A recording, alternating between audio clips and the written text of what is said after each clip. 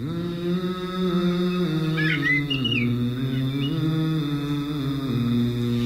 you ask me who my God is, on whose name I call, if you ask me who my God is, He's the God of us all, Allah the Merciful. If you ask me what my book is that I hold in my hand, if you ask me what my book is, it's the Holy Quran, the Holy Quran.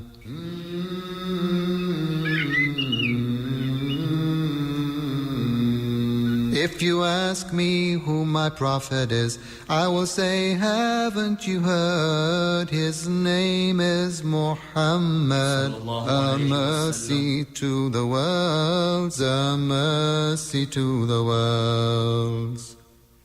If you ask me who my enemy is, I will say, don't you know? If you ask me who my enemy is, he's that same old devil, that same old devil. In the name of Allah, most gracious, most merciful. Bismillahirrahmanirrahim. قل هو الله أحد لله الصمد لم يلد ولم يولد ولم يكن له كفوا أحد. Say He is Allah, the one and only, Allah the eternal, absolute. He begetteth not, nor is He begotten, and there is none like unto Him. Assalamu alaikum wa rahmatullahi wa barakatuh. May the peace, mercy, and blessings of Allah subhanahu wa ta'ala be upon you all. You're tuned in to Muslims Live on CHRW 94.9. You're here with your host. My name is Marwa Al-Kilani, and today is going to be a little bit different. We have a guest speaker. Her name is Razan Musa, and she's going to interview us. We're going to interview her on the Niqab. But before we get started, we're going to just have a couple of announcements. First one is just a reminder that the Reviving Islamic Spirit Conference is coming to Toronto from December 21st to the 23rd.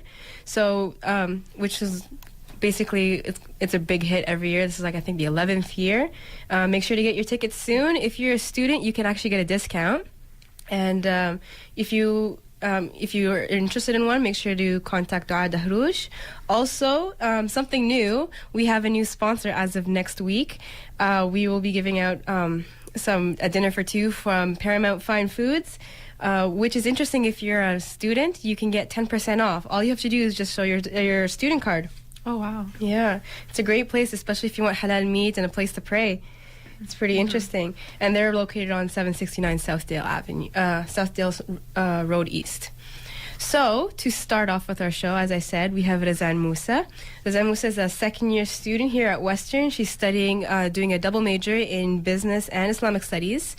And she has written a very interesting article about the niqab and her experiences with trying the niqab on, which is also known as a face veil, by the way. And you can read Razan's article on her blog, which is found at razanmusa.wordpress.com. So that's rezan.mosa.wordpress.com. So, Razan, I was reading your article. It was really interesting. So, you were talking about your experiences with the niqab. So, what exactly is the niqab? And what is its purpose? Okay, so the niqab is the veil that many Muslim women wear, which covers the face, and sometimes that includes the eyes as well. Interesting. And so with the niqab, it comes with a purpose, right? So, we don't just wear it just because for no reason, right? Is it an obligation? Is it just, a choice? What is it exactly? So it's worn as a form of devotion to Allah subhanahu wa ta'ala, and much like the hijab, but for many it is either seen as compulsory or an extra act of worship to Allah.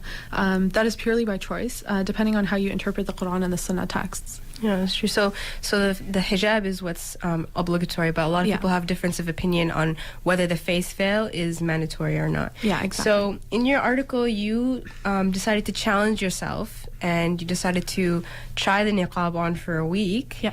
Here, so how was that? Like, what made you decide that you wanted to try this? Well, it was a number of reasons that I wanted to try it. Definitely because I had my own prejudices with the niqab. But it was definitely, for me, running into an old friend who started wearing niqab. And I always remembered her as someone who was very outspoken and outgoing. So I was very shocked when I initially saw her. And I remember, pitying her a little and thinking, like, who could have done this to you? And why would you cover your face, But I really started noticing that it was her own choice, and pondering on my own irrational fear of it, and why I found that I was scared of it, and why I didn't like it at all. So and I realized that fear came from misunderstanding and not understanding the reason why one wears it, or even the concept behind it at all. So in that case, in the case with the niqab, what I found I was fearing the most was this complete submission to Allah subhanahu wa ta'ala, and this resistance to love for the dunya and worldly things, which in my case especially were my idea of what it meant to be free and liberated, and to be in control and to be independent of need. But I found that this was not true at all, and it was only through this experience that I found the true meaning of being a Muslim, which is one who submits to the will of God. I found that the only true definition of a liberation came from submitting to God alone and not living to the standards that humankind has set for us. When one depends only on the Creator, nothing in this world can touch that. But if we depend on the creation to liberate us, we'll never really be free. And I really like your point there, because I think there is a saying in Islamic topics. They always say that enslave yourself to Allah subhanahu wa ta'ala and you liberate yourself from society. So meaning liberating yourself from having to always dress like to impress, and always to having to always look the nicest that you can and act a certain way and buy a certain brand. So you find that when you were wearing the niqab, even though the hijab, I feel that does that well too, you feel that that's just that next step above. Exactly, yeah. Perfect. So, well, just to go back a little bit, you were saying that how with your friend that you've always seen her as a little bit different. Before you put the niqab on, did you have any hard feelings on the niqab, or was it totally cool? No, definitely. I really had a huge bias with the niqab, and I definitely felt that it was oppressing, and I used to always go back to, well, it's not obligatory, so why even do that to yourself, But I really failed to see that it was a choice, and the choice that many women make, and I just didn't really understand why they would make that decision, because I felt like once you cover your face, you're really, you're really holding yourself back from being free, and being able to articulate yourself and be outgoing like I used to think this individual was. And I thought, how could she cover her face like that? I don't even know how she goes about her daily life now. It must be really difficult. So definitely I had a huge bias there before I started wearing it. So it was definitely a huge eye-opener, the experiment for myself and for others. And so originally, did you decide that you wanted to do it just for a day or for a week, or was this something that you had decided that you wanted to do for a long term initially? Initially, I thought I would do it for a week, but just considering, taking it one day at a time and thinking if I really don't like it, then I'll just take it off and stop wearing it. So yeah, it was initially for a week, and I ended up wearing it for the weekend, and I really, really loved it. So... yeah. So, sorry, I'm going to take you back one more time. You were saying that you had this kind of bias about the niqab or the face feeling when you had seen your friend with it. So, was that like the turning point of what made you want to see it? Was it out of pure interest? Was it out of motivation to spite someone? What was it like? What was the real reason behind, or was it just pure curiosity? Mainly curiosity, for sure, because up until I saw my friend, I really never really paid much mind to women who would cover their face. And I always, deep in the back of my mind, I used to always kind of blame these women for why Muslim women were being considered oppressed. And I used to think, if these women would just be a little more liberal and more open to showing their face, maybe we wouldn't have, so much hate against us and all this Islamophobia. So I even had kind of that bias where I was was, blaming them, and I really didn't like it at all, and I didn't like the face veil at all, and I didn't like the concept behind it. So I really felt like when I saw my friend that this is somebody that I really love and that I respect so much. So it just really shocked me. So from there I became curious as to how could somebody that I respect and care for so much cover her face, and why would she do that? So that really just sparked my own interest. So that's when I started looking into it. And I like how you worded it that way, that it was out of your pure interest, because a lot of people say that when they don't know anything, there's that saying that's called ignorance is bliss, right? Exactly. So you're going the opposite, where it's like ignorance is not bliss. I got to figure it out. Yeah, that's nice. So that like obviously opened up your the open-mindedness that you have opened up your interest on the niqab or the face veiling in general.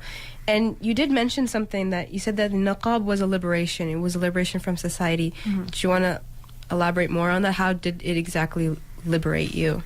For me in particular, it definitely gave me a better sense of modesty and what it means to be free from vanity and boastfulness.